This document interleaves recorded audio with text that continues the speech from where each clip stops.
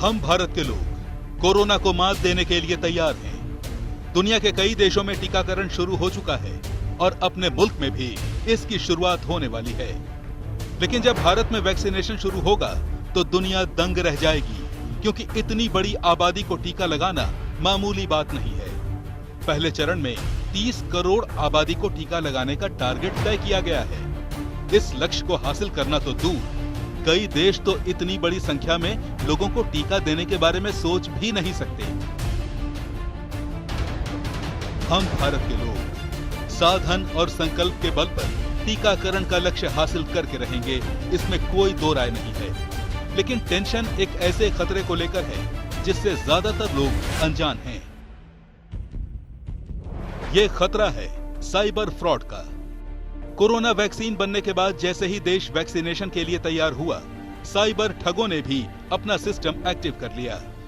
ऐसे ठगों से उन लोगों का सावधान रहना बहुत जरूरी है जो खुद और अपने घर वालों को जल्द से जल्द वैक्सीनेट करने के लिए कोरोना का टीका हासिल करना चाहते हैं।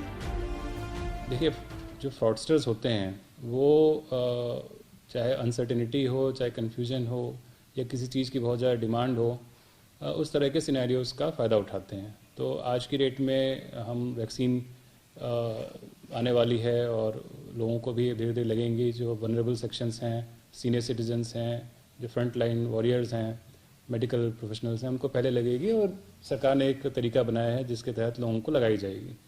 तो डेफिनेटली कुछ लोग इंटरेस्टेड हैं कि उनको पहले लग जाए और इसी चीज़ का फ़ायदा उठाते हुए क्रिमिनल्स भी मिसयूज़ करेंगे।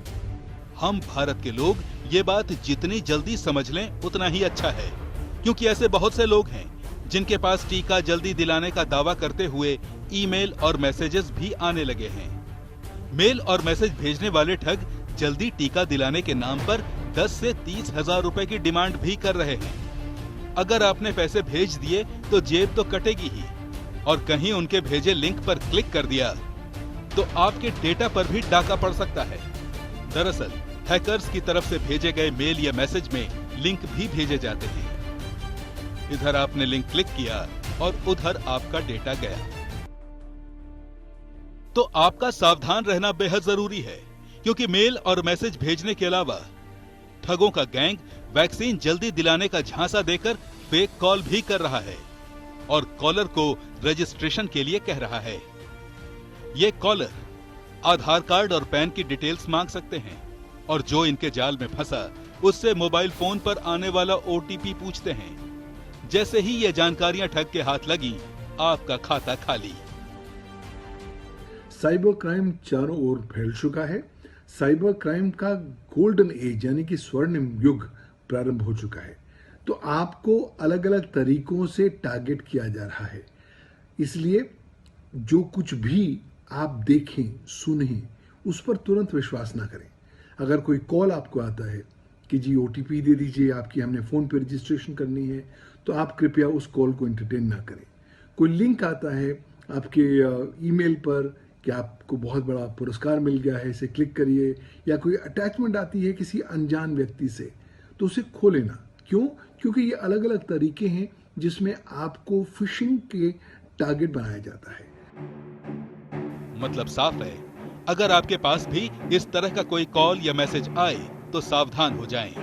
पूरी जांच पड़ताल कर लें और कहीं भी किसी के कहने पर रजिस्ट्रेशन के नाम पर कोई पैसा न दें, क्योंकि कोरोना वैक्सीन लोगों को एक तय प्रक्रिया के तहत दी जा रही है। इसका पहले तो कोई शॉर्टकट नहीं है, और अगर कोई बना भी तो उसका तरीका भी सरकार ही तय करेगी।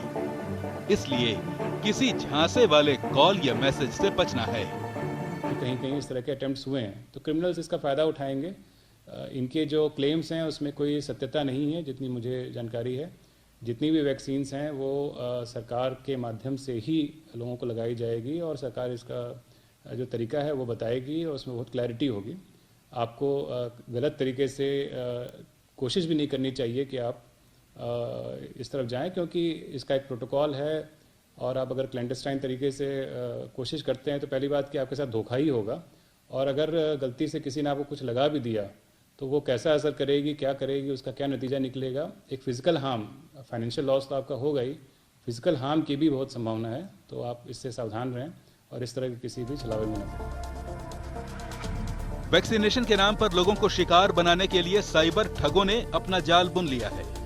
इसलिए सतर्क रहना बहुत जरूरी है।